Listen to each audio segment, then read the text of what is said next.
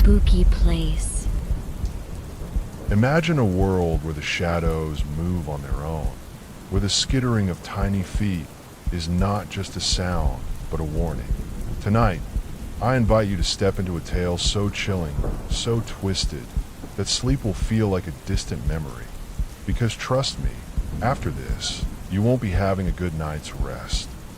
Before we begin, I request you to like the video and subscribe to the channel.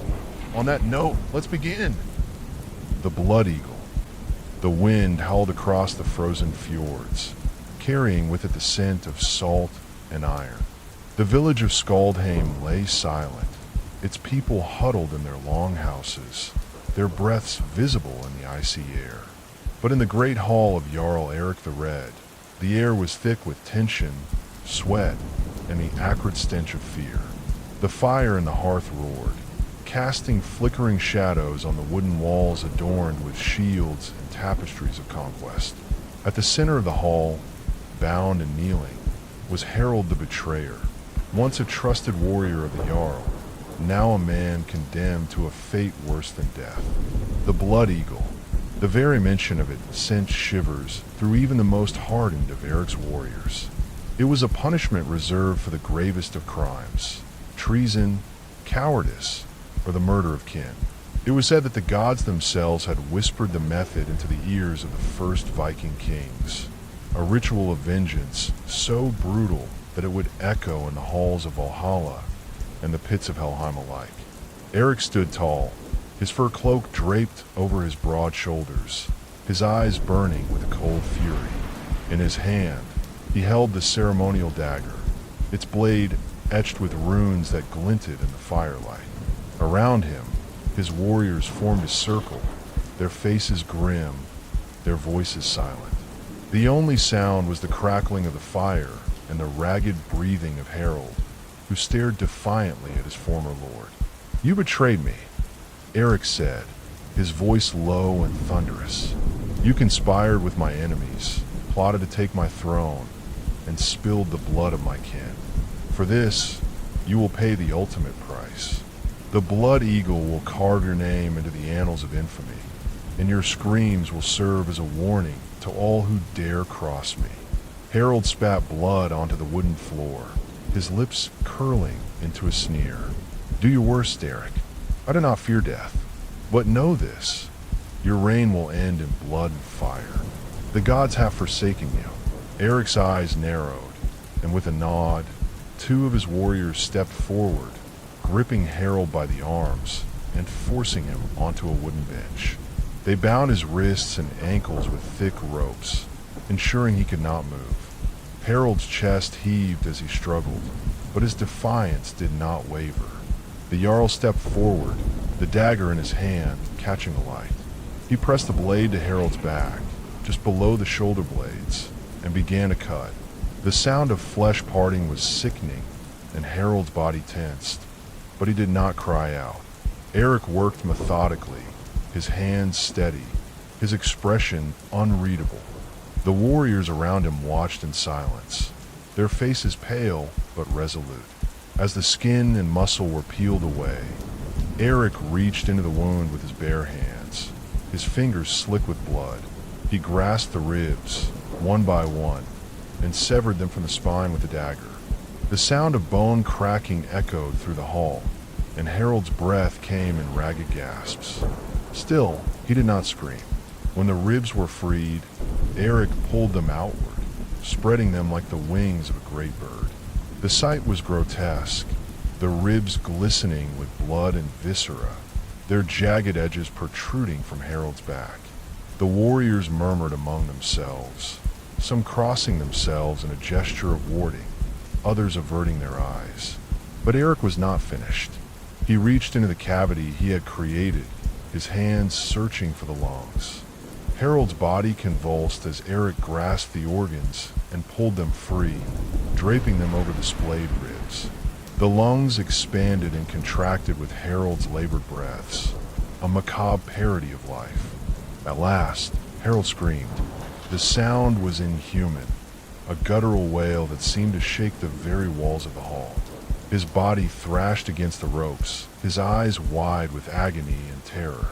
Eric stepped back, his hands dripping with blood, and watched as Harold's life ebbed away.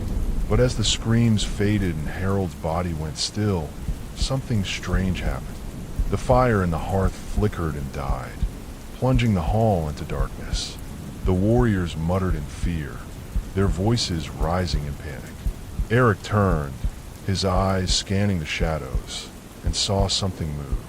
From the darkness emerged a figure, tall and gaunt, its face obscured by a hood. In its hand, it held a staff carved with runes that glowed with an eerie light. The figure stepped forward, and the warriors fell back, their weapons drawn, but their hands trembling. Who dares disturb the peace of the dead? The figure intoned, its voice echoing with a power that was not of this world. Eric stepped forward, his dagger still in hand. I am Jarl Eric, ruler of Skaldheim. This man was a traitor, and his punishment was just. Who are you to question me? The figure lowered its hood, revealing a face that was both ancient and ageless, its eyes burning with a cold, otherworldly light. I'm the Seer of the North, keeper of the old ways. You have invoked the Blood Eagle, a ritual of the gods, but you have done so without their blessing. The balance has been disturbed, and now you must pay the price. Eric's heart pounded in his chest, but he stood his ground. I fear no gods, nor their servants. Leave this place, or suffer the same fate as Harold. The seer's lips curled into a smile, but there was no warmth in it. So be it. With a wave of its staff, the seer summoned a gust of wind that extinguished the torches and sent the warriors stumbling. When the light returned, the seer was gone, but in its place stood Harold, or what remained of him. His body was twisted and broken, his ribs still splayed like wings, his lungs hanging from his back. But his eyes burned with a malevolent light, and his lips moved in a silent curse. Eric's warriors fled, their cries of terror echoing through the night. But Eric stood frozen, his dagger slipping from his hand as Harold's corpse advanced on him. The last thing he saw was Harold's bloodied hands reaching for him, and the last thing he heard was the seer's voice, whispering in his ear. The Blood Eagle is not just a punishment for the body, but for the soul. And now, yours belongs to me. When the sun rose over Skaldheim, the village was empty, its people gone without a trace. The great hall stood silent, its doors sealed shut, and on the throne sat the remains of Jarl Eric, his back carved open, his ribs spread like wings, and his lungs draped over his shoulders. The Blood Eagle had claimed another victim, and the gods were not yet satisfied. The tale of Jarl Eric's demise spread like wildfire across the frozen lands of the north. Skaldheim, once a thriving village of warriors and traders, became a cursed name, whispered in fear around campfires and in the dark corners of mead halls. Travelers avoided the fjord where the village lay, claiming they could hear the screams of the dead carried on the wind. But there were some who were drawn to the horror, those who sought power, treasure, or answers to the mysteries of the Blood Eagle. Among them was a young warrior named Ragnar, son of a disgraced chieftain who had nothing left to lose. He had heard the stories of Skaldheim and the Seer of the North, and he believed that within the cursed village lay the key to reclaiming his family's honor, or perhaps something far darker. With a small band of desperate men, Ragnar set out for Skaldheim, unaware that the horrors awaiting him would far surpass the tales. The journey was treacherous, the icy winds cutting through their furs like knives. When they finally reached Skaldheim, the village was as silent as the grave. The longhouses stood empty, their doors hanging open like gaping mouths. The great hall loomed at the center, its wooden beams blackened as if scorched by an unseen fire. Ragnar and his men approached cautiously, their weapons drawn, their breaths visible in the cold air. As they stepped inside the hall, the stench of decay hit them like a wall. The air was thick with the smell of blood and rot, and the floor was littered with the remains of Eric's warriors, skeletons with their bones twisted and broken, their faces frozen in expressions of terror. At the far end of the hall sat Eric's throne, and upon it rested the Jarl's corpse, his ribs splayed like wings, his lungs draped over his shoulders. But something was different. The body was no longer still. Eric's head slowly turned, his hollow eye sockets fixing on Ragnar. His jaw creaked open, and a voice that was not his own echoed through the hall. "You should not have come." Ragnar's men stumbled back, their courage faltering, but Ragnar stood his ground. "I seek the seer of the north," he declared, his voice steady despite the fear clawing at his chest. "I seek the power of the Blood Eagle." The corpse of Eric let out a low, guttural laugh. "The Blood Eagle is not power. It is a curse, a gateway, and you have walked right into its maw." Before Ragnar could respond, the ground beneath them began to tremble. The walls of the hall groaned and splintered, and from the shadows emerged figures, twisted, grotesque versions of the dead, their bodies mangled and their eyes glowing with a malevolent light. Ragnar's men screamed as the creatures descended upon them, tearing them apart with unnatural strength. Ragnar fought with all his might, his sword cutting through the air, but for every creature he struck down, two more seemed to take its place. He was driven back, his back pressed against the throne, when a hand gripped his shoulder. He turned to see the seer of the north standing beside him, its gaunt face illuminated by the eerie glow of its staff.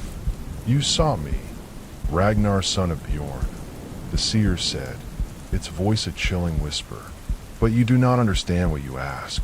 The Blood Eagle is not a punishment for the weak. It is a ritual for the gods, a sacrifice, and you have brought me fresh offerings." Ragnar's heart pounded as he realized the truth. His men were not just dead, they were part of the ritual. Their blood seeped into the wooden floor, forming runes that glowed with an unholy light.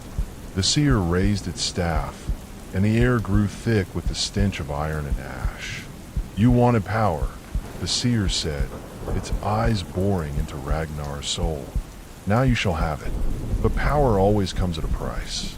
The seer's staff struck the ground, and the world seemed to shatter. Ragnar felt his body being torn apart, his bones breaking, his flesh peeling away. He screamed, but no sound came out. He was no longer in the hall. He was in a void, a place of endless darkness and pain. And then, just as suddenly as it began, it stopped. Ragnar awoke on the floor of the great hall, his body whole, but his mind fractured. The seer was gone, and the hall was silent once more. But something was wrong. He could feel it in his chest, a weight pressing against his lungs, a coldness spreading through his veins. He looked down and saw the faint outline of wings beneath his skin, his ribs shifting as if alive. The curse of the Blood Eagle had claimed him. Ragnar fled Skaldheim, but the curse followed him wherever he went. He could feel it growing inside him, twisting his body and his mind. He began to hear voices, whispers in a language he did not understand, urging him to kill, to sacrifice, to spread the curse.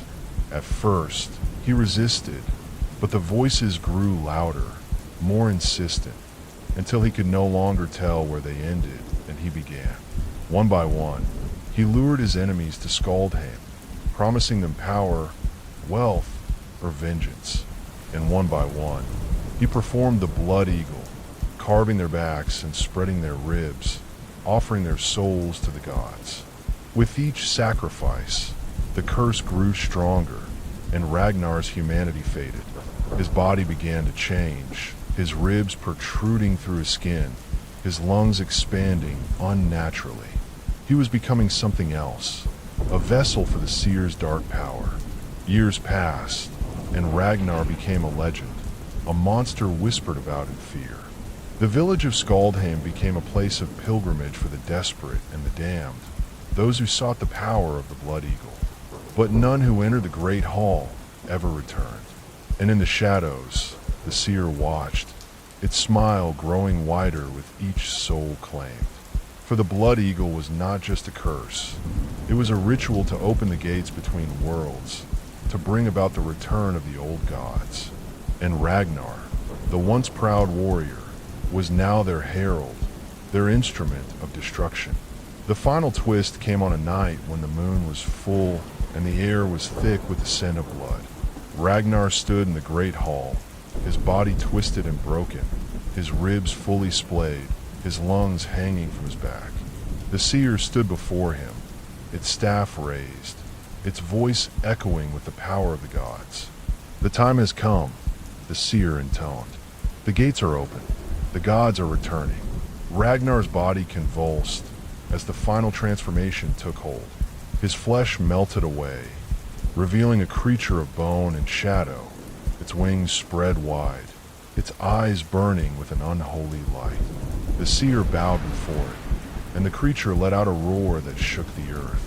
The blood eagle had taken its final form, and the world would never be the same. Scaphism. The Persian Empire was a realm of grandeur, a sprawling dominion of opulence and power. But beneath its gilded surface lay a darkness so profound, so cruel, that even the bravest souls trembled at its mention.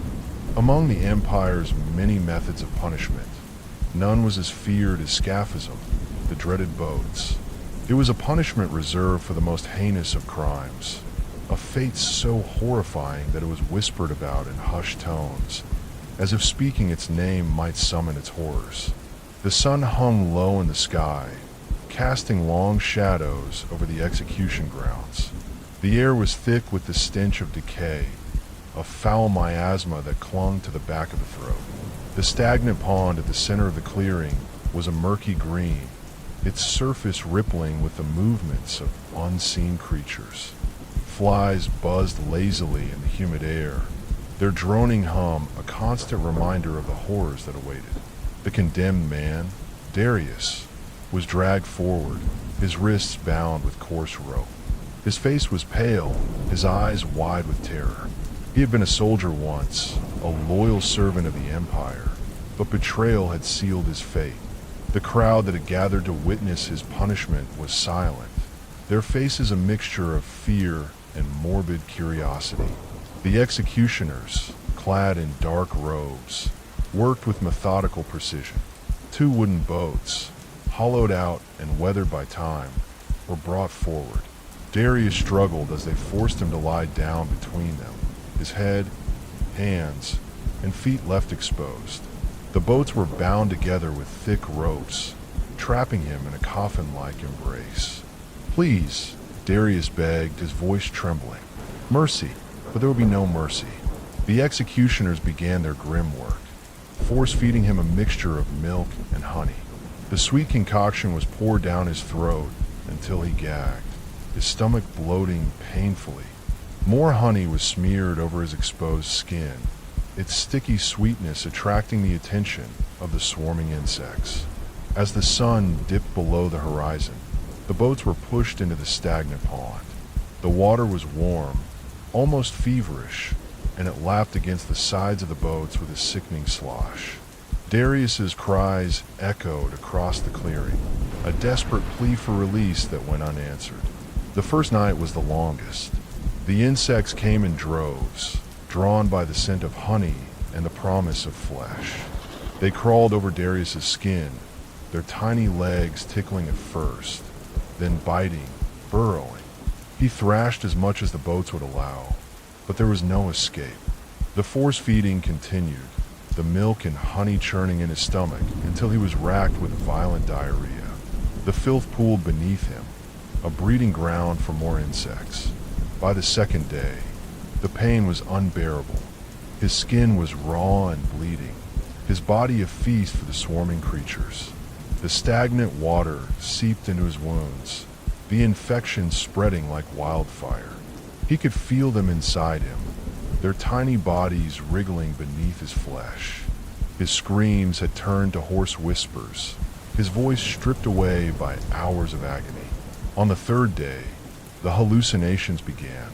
The line between reality and nightmare blurred, and Darius saw things that could not be. Shadows moved in the corners of his vision, twisted forms that whispered to him in voices only he could hear. He thought he saw his wife, her face pale and lifeless, her eyes filled with sorrow. She reached out to him, her fingers brushing against his cheek, but when he blinked, she was gone. The insects were relentless, their numbers growing with each passing hour. They feasted on his flesh, their tiny mandibles tearing away chunks of skin and muscle. The honey that had once been sweet now burned like acid, its sticky residue trapping the creatures against his body. He could feel them inside him, their movements sending waves of nausea through his already ravaged frame. By the end of the first week, Darius was no longer human. His body was a grotesque mass of rot and decay, his features unrecognizable. The boats creaked under the weight of his bloated form, the ropes straining to hold them together. The stench was unbearable, a putrid odor that clung to the air like a suffocating blanket. And still he lived. The executioners returned each day, their faces impassive as they force-fed him more of the cursed mixture. They smeared fresh honey over his wounds, ensuring that the insects would never leave. The pond had become a graveyard, its waters teeming with the remnants of those who had suffered the same fate. On the 10th day, Darius's mind finally shattered. The pain, the hunger, the unending torment, it was too much. He laughed, a hollow, broken sound that echoed across the clearing. The insects had taken his eyes, but he could still see. He saw the faces of those he had betrayed, their expressions filled with pity and rage. He saw the executioners, their dark robes swirling like shadows. And he saw himself, a twisted, broken thing, trapped between the boats for all eternity. When death finally came, it was not a release. It was a slow, creeping thing, a final cruelty in a life filled with suffering. His body went still, but the insects continued their feast, their tiny bodies moving in a macabre dance. The boats were pulled from the pond, their gruesome cargo left to rot in the sun. The executioners moved on to their next victim, their faces as impassive as ever. The crowd dispersed, their whispers filled with a mixture of relief and dread. And in the stagnant pond, the water rippled once more, as if something beneath the surface stirred, waiting for its next offering. For in the Persian Empire, the horrors of the boats were not just a punishment. They were a warning, a reminder that even in a realm of grandeur, darkness lurked, ready to claim those who dared to defy its will. The story of Darius spread like wildfire through the empire, a cautionary tale whispered in the darkest corners of taverns and marketplaces. But what no one knew was that Darius's torment did not end with his death. His suffering had awakened something ancient, something malevolent, that had lain dormant beneath the stagnant pond for centuries. The waters, tainted by the rot of countless victims, had become a gateway to a realm of unspeakable horror. The executioner, a man named Kareem, had performed the ritual of the boats for over a decade. He was a stoic figure, feared and respected, his face always hidden beneath a dark hood. But Kareem was not as emotionless as he appeared. Each execution weighed on his soul, and the nightmares that followed were relentless. He saw the faces of the condemned in his dreams, their hollow eyes accusing him, their voices whispering promises of vengeance. After Darius's execution, Kareem began to notice strange things. The stagnant pond, once a still and lifeless body of water, now seemed to pulse with a faint, unnatural rhythm. The insects that swarmed the victims grew larger, their movements more deliberate, as if guided by an unseen intelligence.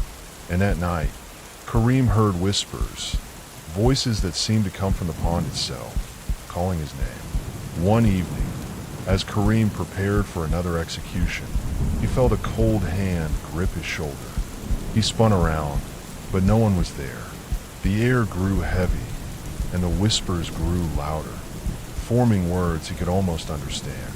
"Join us," they hissed. "You belong to the pond now." Shaken, Kareem tried to ignore the voices, but they followed him everywhere. He began to see things, shadows moving in the corners of his vision, figures standing at the edge of the pond, their bodies twisted and broken. He knew he was losing his mind, but he couldn't stop. The Empire demanded its sacrifices, and he was bound by duty. The next victim was a young woman named Anahita, accused of witchcraft. She was defiant, her eyes burning with a fierce light as she was bound between the boats. Kareem hesitated, his hands trembling as he reached for the honey. For a moment, he thought he saw Darius's face reflected in the murky water, his mouth twisted into a grotesque smile. The ritual began as usual. Anahita was force-fed the milk and honey, her body smeared with the sticky substance. But as the boats were pushed into the pond, something went wrong. The water began to churn, bubbles rising to the surface as if the pond were boiling. The insects swarmed in a frenzy, their buzzing deafening. Anahita screamed, not in pain, but in triumph. "You think you can break me?" she shouted, her voice echoing unnaturally. "You have no idea what you've awakened." The pond erupted in a geyser of foul-smelling water, and the boats were thrown onto the shore. Anahita's body was gone, but her laughter lingered in the air. The ground trembled, and the water began to recede, revealing a gaping hole in the earth. From the depths emerged a monstrous creature, its body a writhing mass of insects, rot, and the twisted remains of the pond's victims. Its eyes glowed with a malevolent light, and its voice was a chorus of whispers. "You have fed us well," it said, its gaze fixed on Kareem. "But now it is your turn." Kareem tried to run, but his legs refused to obey. The creature reached out with a clawed hand, dragging him toward the hole. He screamed as the insects swarmed over him, their tiny bodies burrowing into his flesh. The last thing he saw was the creature's face, a grotesque amalgamation of Darius, Anahita, and all the others he had condemned. The hole closed, and the pond returned to its stagnant state. But the whispers remained, carried on the wind, a constant reminder of the horrors that lay beneath.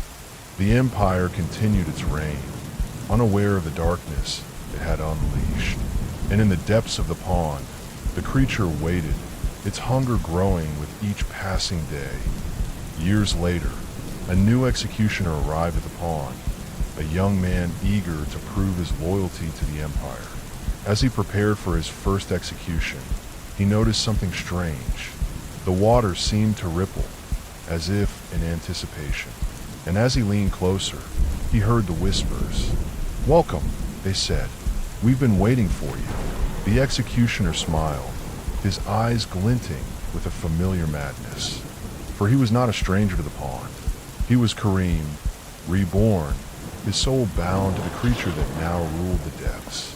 And he had come to continue its work. The boats were ready, the honey sweet, and the pond hungry. The cycle of horror had begun anew. The rat torture. The dungeon was a place where time itself seemed to rot. The air was thick with the stench of mildew, blood, and despair. The walls wept with condensation, and the flickering light of a single torch cast long, jagged shadows that danced like specters. In the center of the room, a man lay strapped to a cold, stone slab. His name was Elias, a once proud scholar who had dared to speak out against the tyranny of the ruling regime. Now, he was nothing more than a broken figure, his body trembling as the torturers prepared their instruments. But tonight, they had something special planned for him. The torturer, a gaunt man with hollow eyes and a smile that seemed too wide for his face, stepped forward. In his hands, he carried a rusted iron cage.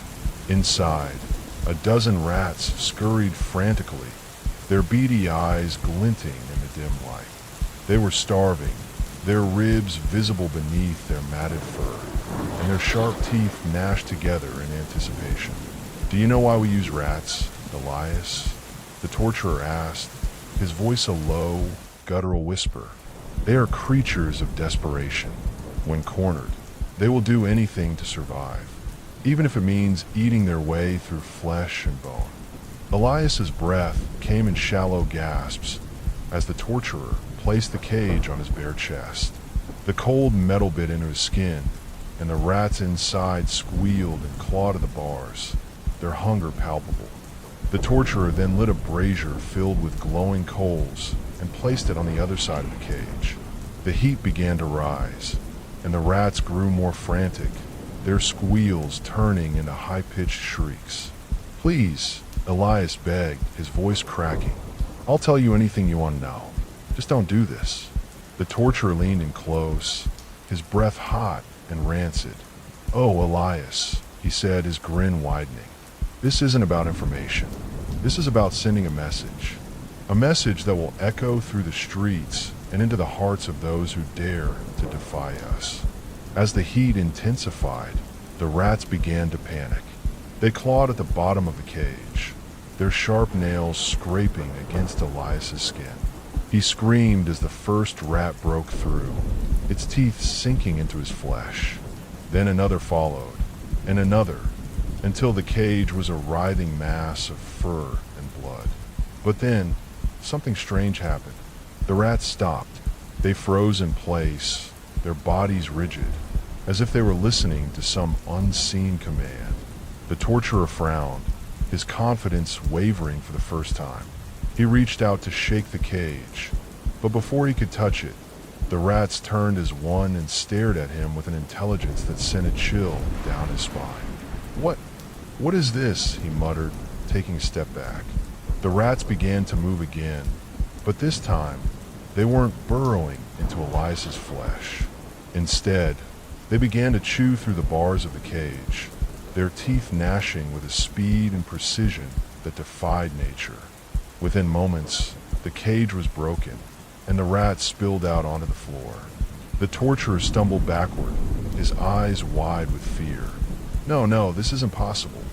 The rats surged forward, a wave of fur and teeth, and swarmed over the torturer. He screamed as they climbed up his legs, their sharp claws digging into his skin.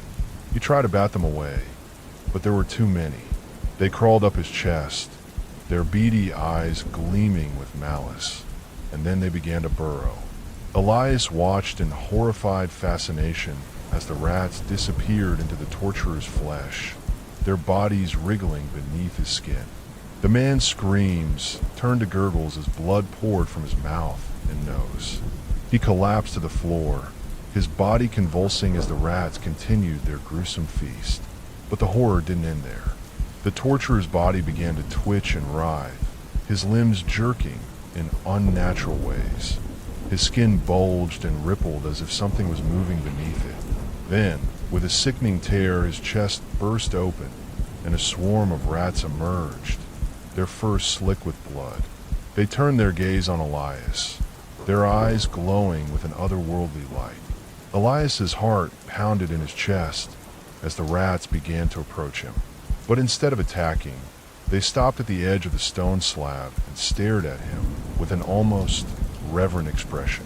Then, as one, they bowed their heads. A voice, deep and guttural, echoed through the dungeon. "You have been chosen, Elias. The Rat King has seen your suffering and deemed you worthy." Elias's breath caught in his throat as a massive rat, easily the size of a dog, emerged from the shadows. Its fur was black as midnight, and its eyes burned like embers.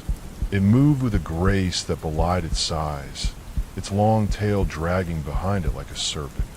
"The Rat King," Elias whispered, his voice trembling. The giant rat climbed onto the slab and stood over Elias, its breath hot and rank. "You have endured the cruelty of men," it said, its voice reverberating in Elias's mind. "Now, you shall become the instrument of their downfall. Join me, and together we will feast on their flesh and grind their bones to dust." Elias felt a strange power coursing through his veins. a dark energy that filled him with both terror and exhilaration. He looked down at his hands and saw that his fingers had elongated, his nails sharpening into claws. His teeth grew into fangs, and his senses heightened, the world around him becoming sharper, more vivid. The Rat King let out a low, guttural laugh. "Rise, my servant. Rise and take your place among the swarm." Elias stood, his body no longer his own. He could feel the rats around him, their minds connected to his, their hunger and rage fueling his own. He stepped off the slab and looked down at the torturer's mutilated corpse, a cruel smile spreading across his face. "Let the feast begin," he said, his voice a mixture of his own and the Rat King's. The dungeon doors burst open, and the swarm poured out into the night, a tide of fur and teeth that swept through the streets, leaving nothing but death and destruction in its wake. And at the center of it all was Elias, the once broken scholar, now transformed into a creature of nightmare. The Rat King's feast had only just begun. The city had fallen silent, but not in the way of peace. It was the silence of a predator stalking its prey, the stillness before the storm. The streets were empty, the windows shuttered, and the air was thick with the stench of fear. The only sound was the skittering of countless tiny feet, the rustle of fur, and the occasional, blood-curdling scream that echoed through the night.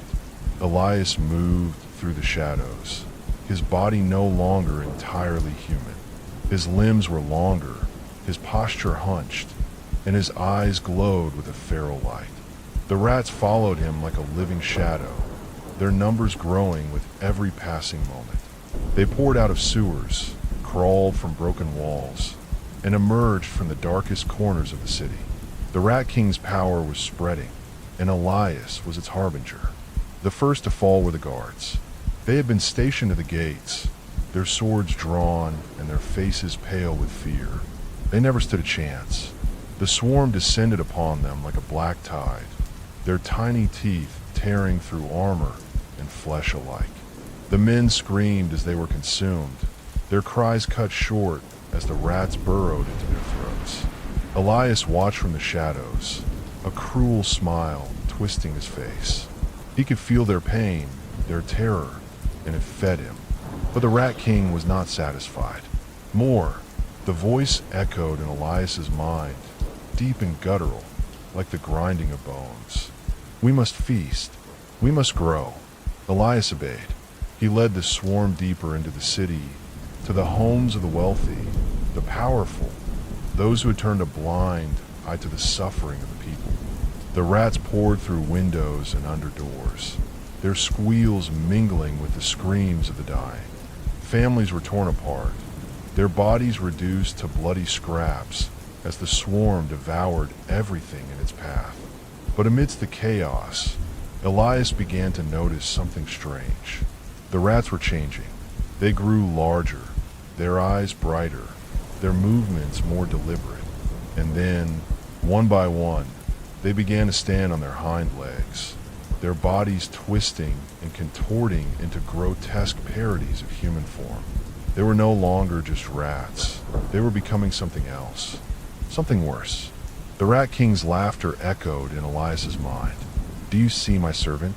Do you see what we are becoming?" Elias stared in horror as the rat-like creatures began to speak, their voices a cacophony of squeals and whispers. They called to him, their words filled with reverence and hunger. "Master," they hissed, "lead us, feed us." Elias felt a surge of power, but also a growing unease. He had wanted revenge, yes, but this was something else. This was madness. As the night wore on, the city became a charnel house. The streets ran red with blood, and the air was filled with the stench of death. But the Rat King was not content with mere destruction. It wanted dominion. "The palace," the Rat King commanded. "We must take the palace." Elias led the swarm to the heart of the city, where the ruling elite had barricaded themselves behind high walls and iron gates. The guard to the palace gates fired arrows and hurled torches, But it was no use. The swarm was unstoppable. The rats climbed over the walls, their bodies piling up like a living wave, and poured into the palace grounds.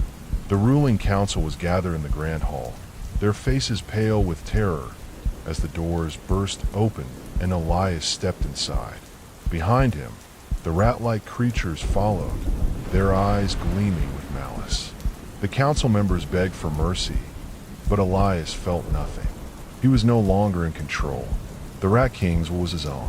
"Kneel," Elias commanded, his voice a mixture of his own and the Rat King's. The council members fell to their knees, their bodies trembling. The rat-like creatures surrounded them, their teeth bared, their claws twitching. But then, something unexpected happened. One of the council members, a woman with silver hair and piercing blue eyes, stood. She stepped forward, her gaze locked on Elias. "You think you are in control," she said, her voice steady despite the fear in her eyes. "But you are nothing more than a pawn. The Rat King does not serve you. You serve it." Elias hesitated. The Rat King's voice roared in his mind, demanding obedience, but the woman's words struck a chord. He looked down at his hands, at the claws that had replaced his fingers, and felt a flicker of his old self.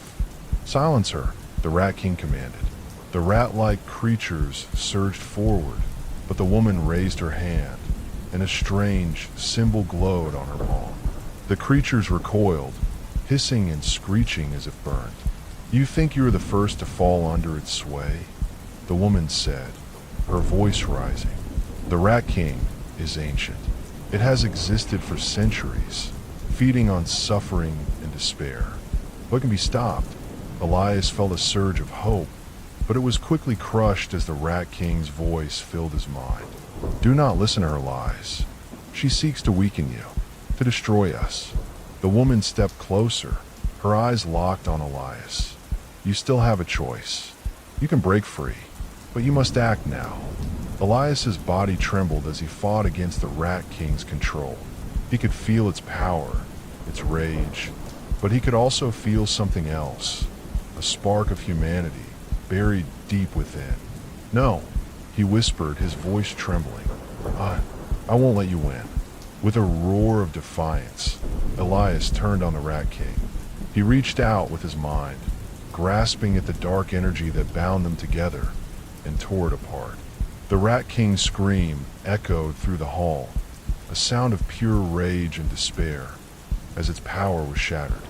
The rat-like creatures collapsed, their bodies twisting and writhing as they returned to their natural forms. The swarm retreated, fleeing into the shadows as the Rat King's influence waned. Elias fell to his knees, his body racked with pain. He looked up at the woman, his eyes filled with tears. "Is it over?" he asked, his voice barely a whisper. The woman nodded, but her expression was grim. "For now. But the Rat King is not so easily destroyed. It will return, and when it does, we must be ready." Elias closed his eyes, his body trembling with exhaustion. He had won a battle, but the war was far from over, and deep within his mind, he could still hear the Rat King's voice, faint but persistent. "You cannot escape me, Elias. I am a part of you, and one day you will call me back." The city was silent once more, but the silence was no longer peaceful. It was the silence of a storm gathering on the horizon, a darkness waiting to descend. And somewhere, in the deepest, darkest corners of the world, the Rat King waited, biding its time. For the feast was not over. It had only just begun. The breaking wheel. In the shadowed heart of medieval Europe, where the fog clung to the cobblestone streets like a shroud, there stood a village forgotten by time. The villagers spoke in hushed tones of the Catherine wheel, a device of unimaginable torment, reserved for the most heinous of criminals. But what they didn't know was that the wheel was more than just a tool of execution. It was alive, cursed, and hungry. The story begins on a moonless night, when the air was thick with the scent of damp earth and decay. A young man named Elias, accused of a crime he swore he did not commit, was dragged to the village square. His pleas for mercy fell on deaf ears as the villagers gathered, their faces masked by shadows and fear. At the center of the square loomed the Catherine wheel, its wooden spokes splintered and stained with the blood of countless souls. Elias was bound to the wheel, his wrists and ankles tied with coarse rope that bit into his flesh. The executioner, a hulking figure clad in black, raised an iron rod and brought it down with a sickening crunch. Elias's screams echoed through the night as his bones shattered, one by one. But the villagers noticed something strange. The wheel seemed to creak and groan, as if it were alive, savoring the pain. As the torture continued, the executioner paused, his breath ragged. He leaned closer to Elias, his voice a guttural whisper. "The will demands more than your bones, boy. It demands your soul." Before Elias could respond, the executioner wove his broken limbs through the spokes, leaving him suspended in a grotesque tableau of agony. The villagers dispersed, leaving Elias to his fate. But as the hours passed, strange things began to happen. The wheel began to turn, slowly at first, then faster, as if driven by an unseen force. Elias's broken body twisted and contorted, his screams growing louder and more inhuman.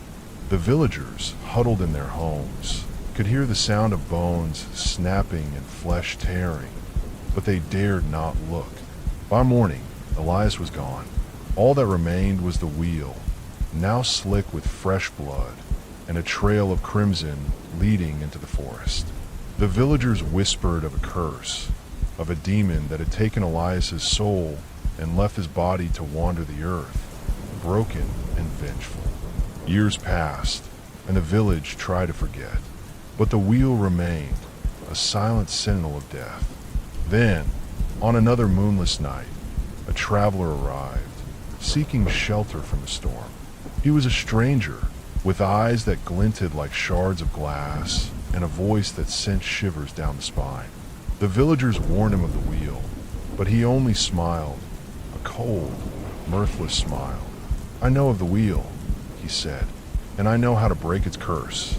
The villagers watched in horror as the stranger approached the wheel, his hands glowing with an eerie light. He placed his palms on the blood-stained wood, and the wheel began to tremble. The air grew thick with the stench of rot, and the ground beneath their feet seemed to pulse with a malevolent energy. "You thought you could escape me," the stranger hissed, his voice no longer his own. "But I am the wheel, and the wheel is eternal." With a deafening roar, the wheel shattered, splinters flying in every direction. The villagers fled, but the stranger stood his ground, his body twisting and contorting as the curse took hold. When the dust settled, the wheel was gone, but the stranger had become something else, a monstrous amalgamation of flesh and wood, his limbs broken and woven through invisible spokes.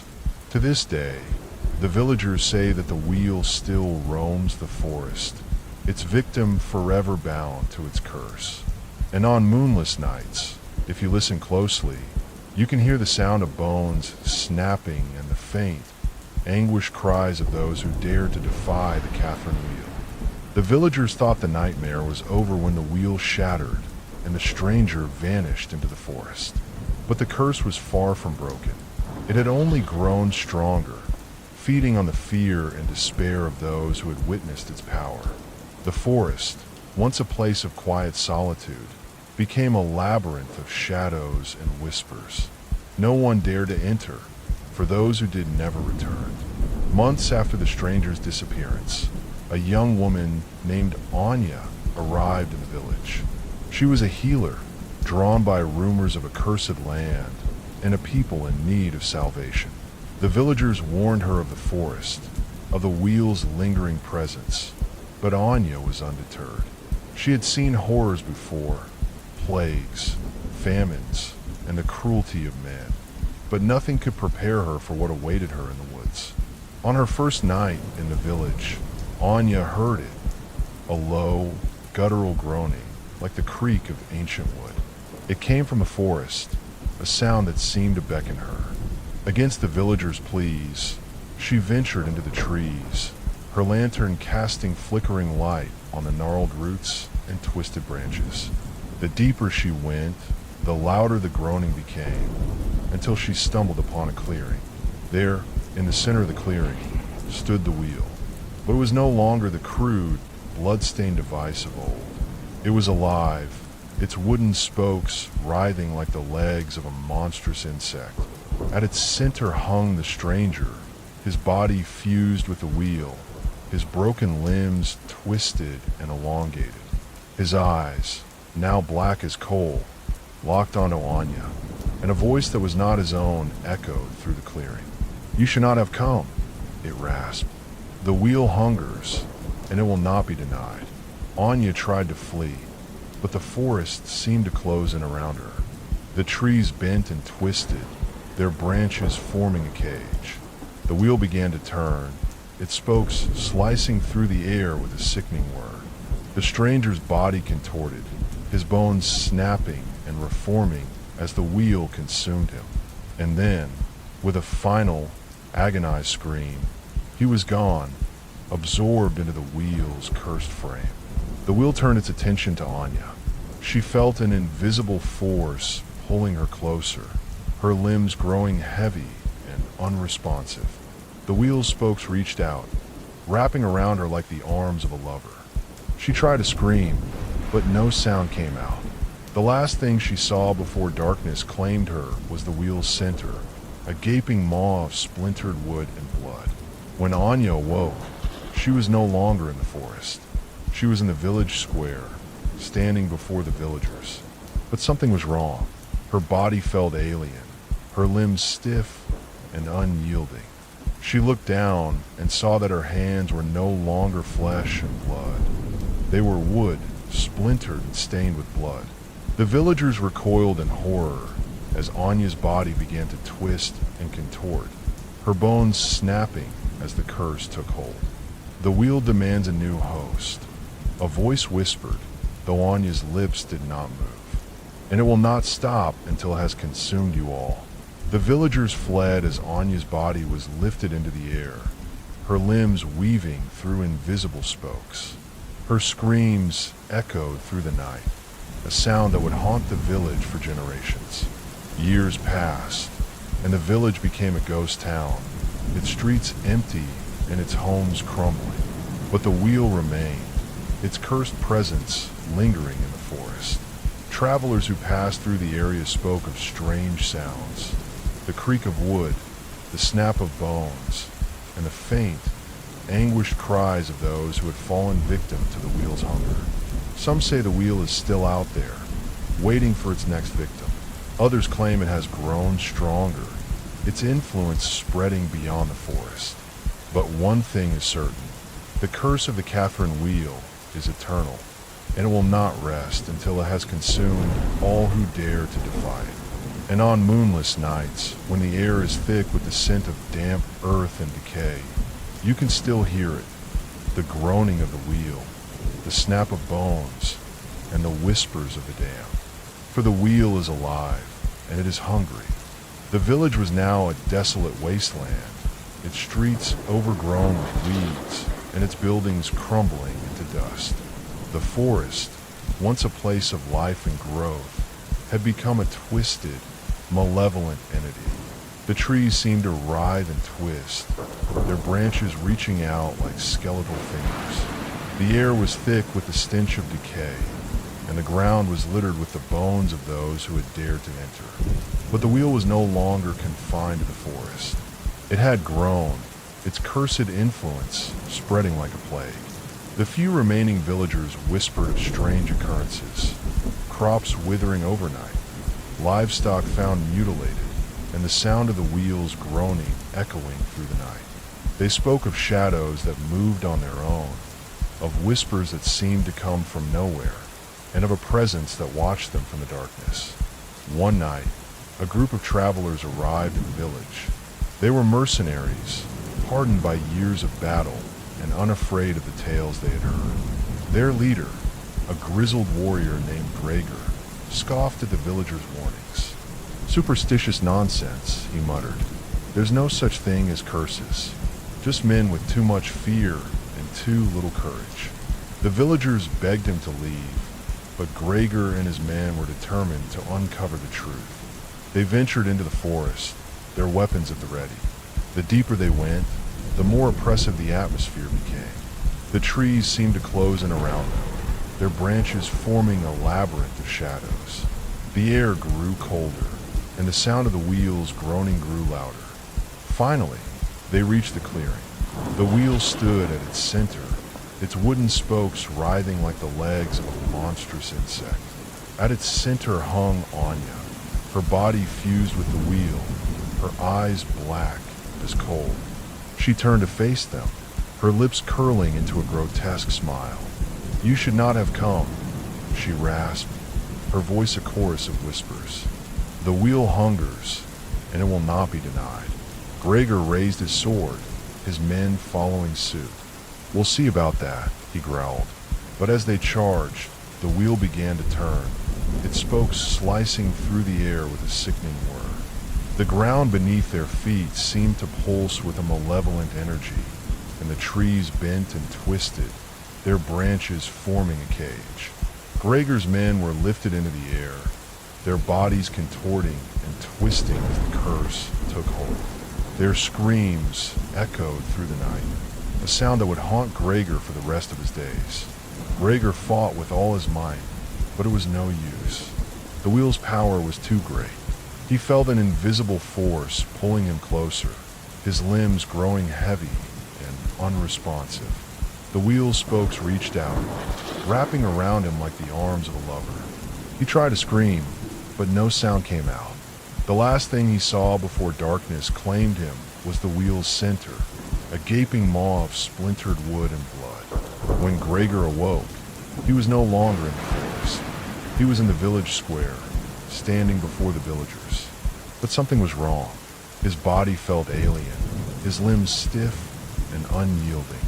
He looked down and saw that his hands were no longer flesh and blood. They were wood, splintered and stained with blood. The villagers recoiled in horror as Gregor's body began to twist and contort, his bones snapping as the curse took hold. "The wheel demands a new host," a voice whispered, though Gregor's lips did not move. "And it will not stop until it has consumed you all." The villagers fled as Gregor's body was lifted into the air, his limbs weaving through invisible spokes. His screams echoed through the night, a sound that would haunt the village for generations. Years passed, and the village became a ghost town, its streets empty and its homes crumbling. But the wheel remained, its cursed presence lingering in the forest. Travelers who passed through the area spoke of strange sounds, the creak of wood, the snap of bones, and the faint, anguished cries of those who had fallen victim to the wheel's hunger. Some say the wheel is still out there, waiting for its next victim. Others claim it has grown stronger, its influence spreading beyond the forest. But one thing is certain: the curse of the Catherine Wheel is eternal, and it will not rest until it has consumed all who dare to defy it. And on moonless nights, when the air is thick with the scent of damp earth and decay, you can still hear it, the groaning of the wheel, the snap of bones, and the whispers of the damned. For the wheel is alive, and it is hungry. The curse of the Catherine Wheel had grown beyond the forest, beyond the village, and even beyond the realm of the living. It had seeped into the very fabric of the land, twisting reality itself. The wheel was no longer just a device of torture. It had become a god, a malevolent force that fed on suffering and despair. Its influence spread like a plague, corrupting everything it touched. In a distant city, far from the cursed village, a young scholar named Lyra discovered an ancient manuscript. It spoke of the Catherine Wheel, not as a tool of execution, but as a relic of an ancient cult that worshipped pain and suffering as a path to immortality. The manuscript warned of the wheel's curse, of its insatiable hunger, and of the ritual that could either destroy it or unleash its full power. Lyra, driven by curiosity and a desire to uncover the truth, embarked on a journey to the cursed village. She was accompanied by a rogue priest named Father Alaric, who had once been a member of the cult, but had turned his back on their dark practices. Together, they ventured into the heart of the forest, where the wheel awaited. The forest was a nightmare made real. The trees seemed to bleed, their sap a dark, viscous liquid that reeked of decay.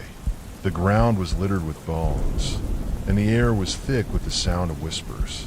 Lyra and Aller pressed on, their resolve unwavering. Finally, they reached the clearing. The wheel stood at its center, larger and more grotesque than ever. Its spokes were no longer just wood. They were a fusion of flesh and bone, writhing and pulsating with a life of their own. At its center hung Gregor, his body twisted and broken, his eyes filled with a mixture of pain and malice. "You should not have come," Gregor rasped, his voice a chorus of whispers. "The wheel hungers, and it will not be denied." Lyra stepped forward, clutching the ancient manuscript.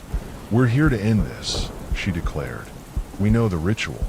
Gregor's lips curled into a grotesque smile. "The ritual requires a sacrifice," he said. "A soul pure of heart, willing to give themselves to the wheel." Alaric stepped forward, his eyes filled with determination. "I will do it," he said. "I was once a part of this madness. It's time I made amends." Lyra protested, but Alaric was resolute. He began the ritual, chanting the ancient words from the manuscript. The wheel began to tremble, its spokes writhing and twisting as if in pain. The air grew thick with the stench of decay, and the ground beneath their feet seemed to pulse with a malevolent energy. As Alaric chanted, the wheel's spokes reached out, wrapping around him like the arms of a lover. His body began to twist and contort, his bones snapping as the curse took hold. But he did not scream. Instead, he smiled, his eyes filled with a strange sense of peace. "It is done," he whispered, his voice barely audible. "The wheel is broken." But the wheel was not broken. It had only grown stronger. As Alaric's body was absorbed into the wheel, it began to change. The spokes grew longer, sharper, and more numerous. The wheel itself began to expand, its cursed influence spreading like a plague. The forest around them began to wither and die, the trees crumbling into dust. Lyra realized too late that the ritual had not been meant to destroy the wheel. It had been meant to awaken it. The manuscript had been a trap, a lure to bring the wheel the sacrifice it needed to ascend to its full power. The wheel began to turn, its spokes slicing through the air with a sickening whir. The ground beneath Lyra's feet seemed to pulse with a malevolent energy, and the trees bent and twisted, their branches forming a cage.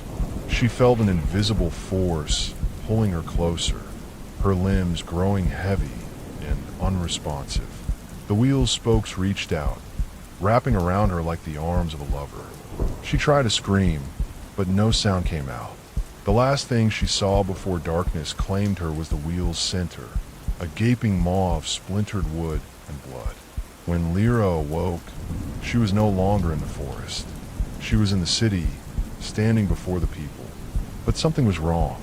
Her body felt alien, her limbs stiff and unyielding.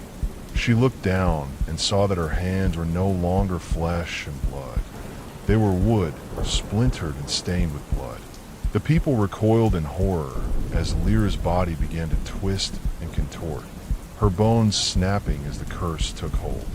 "The wheel demands a new host," a voice whispered, though Lyra's lips did not move. "And it will not stop until it has consumed you all." The people fled as Lyra's body was lifted into the air, her limbs weaving through invisible spokes. Her screams echoed through the night, a sound that would haunt the city for generations. The wheel had ascended, its cursed presence now a part of the world itself. It was no longer confined to the forest or the village. It was everywhere, in every shadow, in every whisper, in every scream.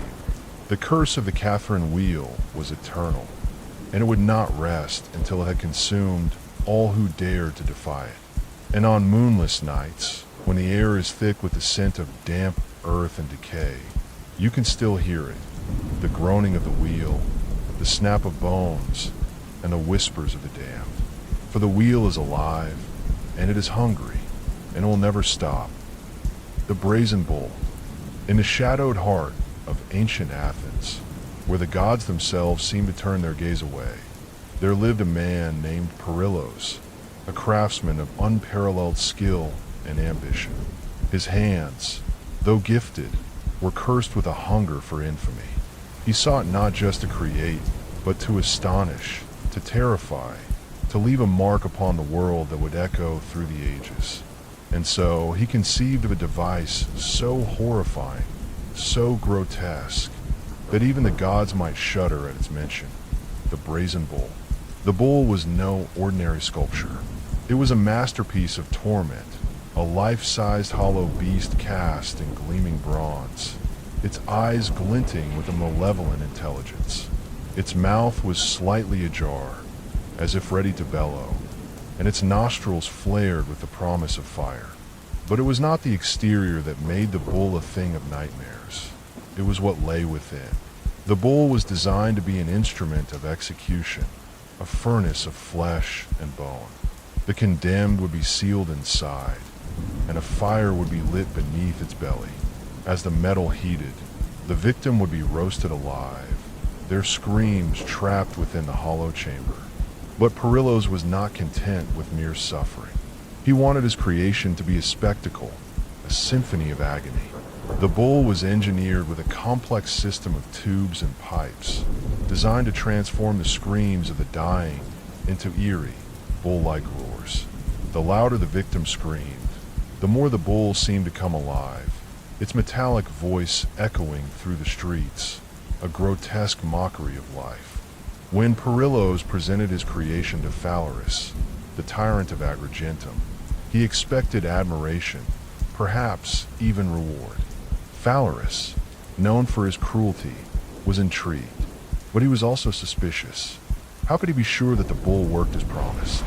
How could he trust that Perillos had not built some secret mechanism to spare the condemned? Test it, Phalaris commanded, his voice cold and unyielding. Test it on its creator. Perillos' blood ran cold. He protested, pleaded, but Phalaris was unmoved. The craftsman was seized, stripped of his tools, and forced into the belly of the beast he had created. The door was sealed, and the fire was lit. At first, there was silence. Then, as the metal began to heat, Perillos' screams filled the chamber. The bull's pipes amplified his agony, transforming his cries into a haunting, bestial roar. The sound echoed through the city, a cacophony of terror that sent shivers down the spines of all who heard it. The bull seemed to come alive, its eyes glowing with an unnatural light, its mouth twisting into a grotesque smile. But as the hours passed, something strange began to happen. The bull's roars grew louder, more frantic, as if the beast itself were in pain. The metal groaned and creaked, and the pipes began to warp and twist. The fire beneath the bull burned hotter, fueled by some unseen force. And then, with a deafening crack, the bull exploded, shattering into 1,000 pieces. When the smoke cleared, there was no sign of Perillos. Some said he had been consumed by the flames, his body reduced to ash. Others claimed that he had escaped, that the bull had been a ruse, a trick to deceive Phalaris. But the truth was far more horrifying. For in the days that followed, strange things began to happen in Agrigentum. The bull's roars could still be heard, echoing through the streets at night, though the bull itself was gone. People reported seeing a figure, charred and blackened, wandering the city, its eyes glowing with a fiery light. And those who crossed its path met gruesome fates, their bodies found burned and twisted, as if they had been roasted alive. Phalaris, fearing for his life, ordered the remains of the bull to be cast into the sea. But even that did not silence the screams. The bull's pipes, warped and broken, washed ashore in distant lands, carrying with them the echoes of Perillo's agony. And wherever they went, death and madness followed. To this day, the brazen bull remains a symbol of unspeakable horror, a testament to the depths of human cruelty. And some say that on quiet nights, if you listen closely, you can still hear the bull's roars, a symphony of screams that will never be silenced. For Perillo's creation was not just a device of torture, it was a gateway, a portal to a realm of darkness. And though the bull is gone, its legacy lives on, a reminder that some horrors are too great to be contained, even by death itself. The destruction of the brazen bull did not bring peace to Agrigentum. If anything, the city descended further into chaos. The charred figure that roamed the streets at night became a harbinger of doom. It was said that wherever the figure appeared, the air would grow thick with the stench of burning flesh, and the ground would crack and hiss as if heated by an invisible fire. The people of Agrigentum whispered that Perillo's had not died in the bull. He had become something else, something far worse. Phalaris, once a tyrant feared by all, now lived in constant terror. He barricaded himself in his palace, surrounded by guards and priests who performed endless rituals to ward off the curse. But no amount of protection could save him. One night, as the moon hung low and red in the sky, the charred figure appeared in Phalaris' chamber. The tyrant awoke to the sound of his own screams, his body searing with pain, as if he were being roasted alive. By morning, all that remained of Phalaris was a pile of ash, his face frozen in a mask of agony. With Phalaris dead, the people hoped the curse would lift, but it only grew stronger. The bull's pipes, scattered across the lands, began to emit a low, mournful wail. Those who heard it were driven to madness, their minds consumed by visions of fire and death. Entire villages were abandoned as people fled from the cursed artifacts. Yet no matter how far they ran, the pipes seemed to follow, their haunting melodies echoing in the minds of the desperate. Years turned into decades, and the legend of the brazen bull spread far and wide. It became a cautionary tale, a symbol of the dangers of unchecked ambition and cruelty. But for some, the bull was more than a story. It was an obsession. In the city of Corinth, a young alchemist named Lysandra became fascinated by the tale. She was a brilliant but reckless woman, driven by a thirst for knowledge and power. Lysandra believed that the bull's pipes held the key to unlocking unimaginable secrets, secrets that could grant her immortality. She spent years tracking down the scattered fragments, using her skills to repair and reassemble them. When she finally succeeded, she built a new brazen bull, more intricate and terrifying than the original. Lysandra's bull was not just a device of torture, it was a machine of transformation. She believed that by subjecting herself to its flames, she could transcend her mortal form and become a being of pure energy. Her followers, a cult of fanatics who worshipped her as a prophet, gathered to witness the ritual. As the fire was lit and the bull began to heat, Lysandra stepped inside, her eyes blazing with determination. The doors sealed shut, and the pipes began to hum with a low, ominous tone. The cultists watched in awe as the bull's eyes glowed with a fiery light, its metallic voice rising in a deafening roar. But something went wrong.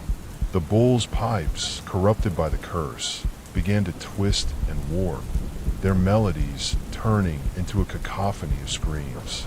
The ground beneath the bull cracked open, revealing a chasm of fire and shadow.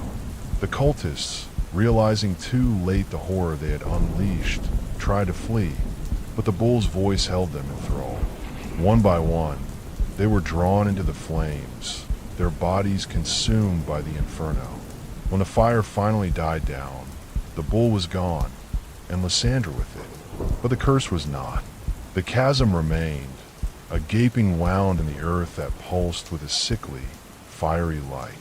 From its depths emerged a new figure, neither human nor beast, but something in between. It was Lysandra, her body twisted and fused with the bull's metal, her eyes burning with an unholy fire. She had achieved her goal. She had transcended mortality. But at what cost?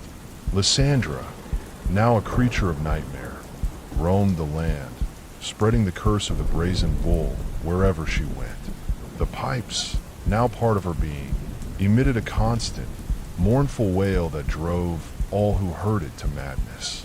Cities fell, and civilizations crumbled as the curse spread like a plague.